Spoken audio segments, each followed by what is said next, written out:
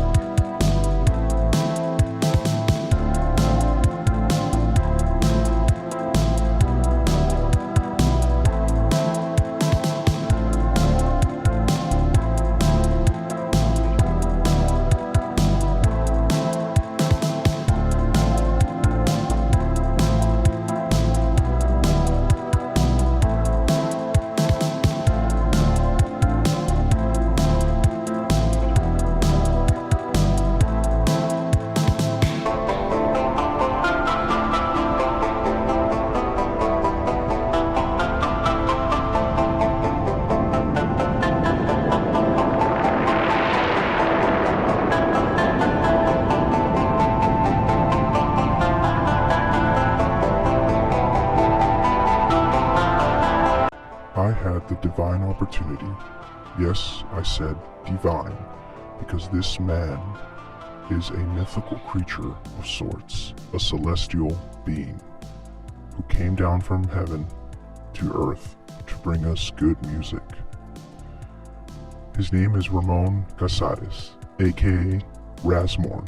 He is a great friend, great musician, and wonderful confidant. Who is he? He is a fellow independent music producer who is not only charming and charismatic, but equally inspiring. I fell in love with his debut album, A Boy Goes to Jupiter, that came out last summer, 2024. He describes it as, quote, a boy who runs away from his problems and goes to Jupiter, only to find out he got more stupider. I discovered him the way an astronomer discovers a star, and I had no time to waste before the light went out.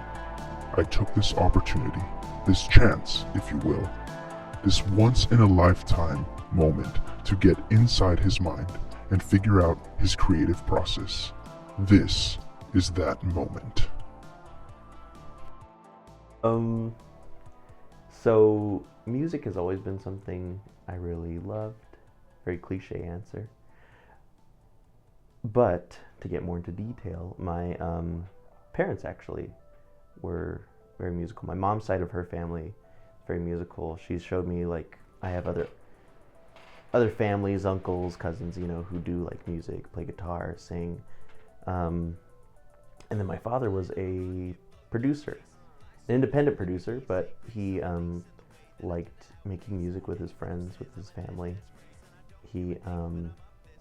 And he would always make beats, and he always had this room. I remember it as a kid. He always had this room, and he would never let anybody in there. It was his studio. He kept all his equipment, very expensive equipment, mind you. So that's the biggest reason why no one was allowed in there, because you let the kids in there, they're going to break something. But once I came to a certain age, I can't even remember, I must have been like 10 or 11. He finally, because I was the oldest, let me in there and started showing me, like, oh, here's what I do. You know, here's a little bit of it. He was a very show, don't tell man. He was very quiet. But yeah, and then he just started showing me his music. And I didn't really care too much for it. I was never really crazy into rap. I think part of it was being rebellious. You know, he was huge on rap, so I had to be not into rap to be, you know, rebellious kid. But the more, like, he showed me, the more I was like, this is really cool. Like, the fact that he's able to make this music, the way he, like, makes the drums and finds the samples, like, I just thought it was really cool. That was actually how I got into guitar, was because he had this guitar, which I actually have in my room right now. Not this one, it was a different one. And I used to fiddle around with it until eventually I got my own guitar and went on my own path. But yeah, it all started there. I have to give most credit to my dad. kind of showing me the ropes. Ever since his passing too, I've kind of acquired a lot of his equipment, and so now it almost feels like I'm back in that studio, which is really nice. It's a really way to, connect with him and connect with my past. Yeah, love music, man. Yeah, creative process. I think that's an important thing for every artist, and it's very personal for every artist too. For me, it has to do with locking myself in a room every night and just seeing what happens. That's a little bit romanticized, but that's basically it. Just kind of sit and stare. I have a terrible habit of revisiting songs, like old songs, and that's kind of where I get most of my inspiration, is because I'm very picky. And so I will listen to the same song hundreds of times over and over again. Sometimes I won't even change anything. I'll just put it on a loop and just listen to it a bunch of times and think like, okay, what do I like about this? Where do I want to go? Sometimes I won't even think anything at all. I'll just listen to it.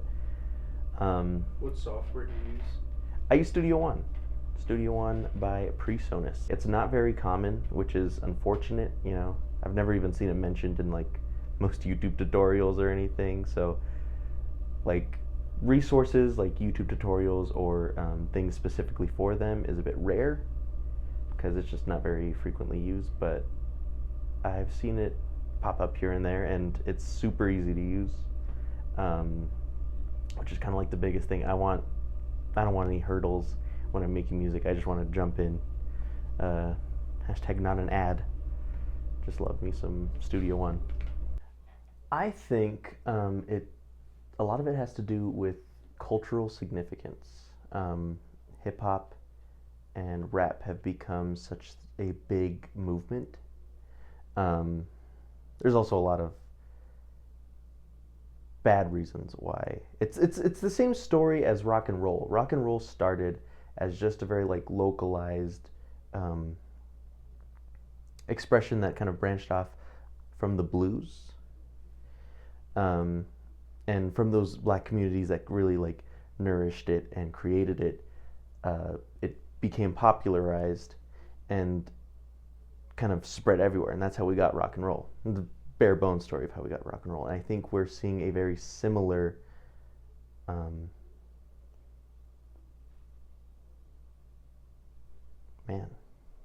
upbringing for rap and for hip hop. If anything too, I think we're like really in the deep end here. Like we've kind of reached that point where like we were in the 80s and 90s rock and roll, where rap is now, before it was just about like expressing yourself, and now it's more of a way of showing a rebellious side, which I think has a lot of value as well, but it also kind of,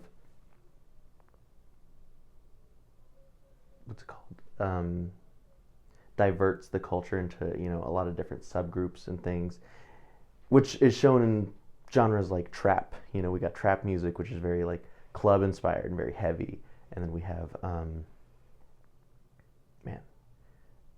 there's the boom bap style, which is a lot closer to the old school like roots of hip hop. You have even different cities. You got the West Coast, East Coast thing going on, and even still to this day, there's a lot of major differences. I know Kendrick Lamar recently released one almost as a tribute to his city. So like all the music he made was inspired by his place, and so that is kind of like why rap is becoming so big. Because I don't think all the other genres are necessarily bad. I just think rap is what's big now.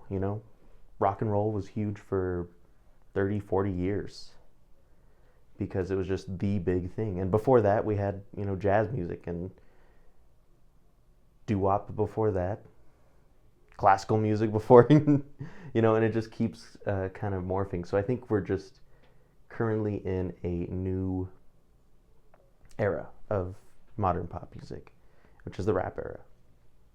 Shout out Soulja Boy, he really started it all off. Yeah, throwing a you into that.